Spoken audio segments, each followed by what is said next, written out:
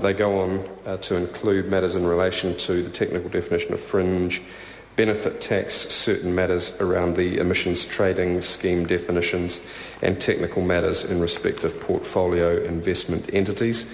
I think all members of the Select Committee would feel that it's been a good and proper process. The committee's done its job, Mr Speaker, and it's made a number of recommendations based on the work of our independent tax advisor and the scrutiny of members under the chairmanship of Craig Foss MP. Mr Speaker, it would, however, in relation to the second half of my remarks, be remiss of me not to take the opportunity of saying how important it is that bills such as this do protect the tax base. And I think we live in interesting times. I'd certainly echo the words of the Minister in wanting to certainly state, having just received news in recent hours of the second explosion at the Pike River mine, we would want to join with other members of the House in expressing our sadness at potential developments there. But these are interesting times for other reasons too. This has been the most unusual year in respect of tax policy and tax flows that I can remember, and it's only in the last few weeks that we've had the extraordinary news that even in relation to forecasts made earlier this year, corporate tax flows are running over 22%, nearly a quarter, below 2010 forecasts, and that GST flows are running at over 15%, nearly 16% below 2010 forecasts.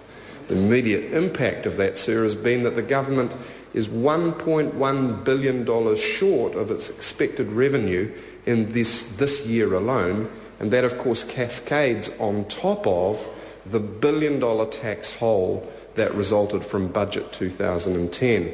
And no doubt that $2 billion of revenue loss is one of the factors that's resulted in Standard & Poor's earlier this week downgrading its outlook for New Zealand's sovereign credit rating from AA- neutral to negative.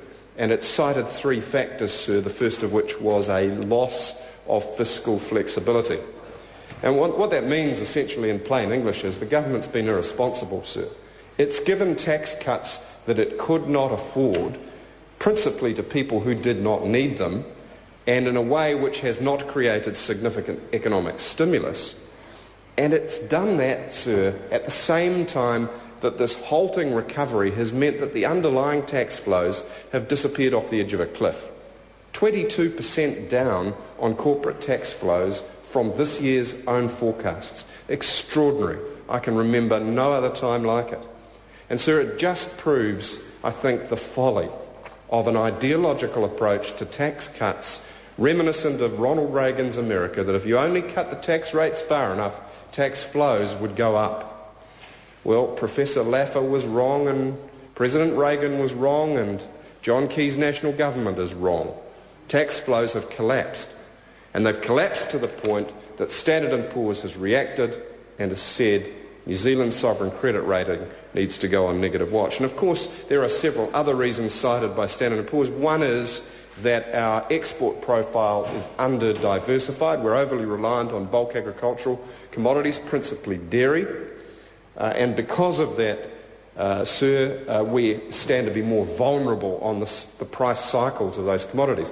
And the link between the 2 points is obvious.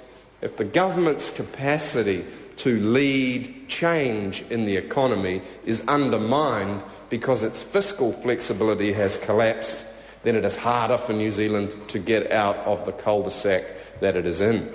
And so Standard & Poor's quite rightly has said the government has compounded the problem of a reduced tax base by reducing its ability to make structural change in the economy.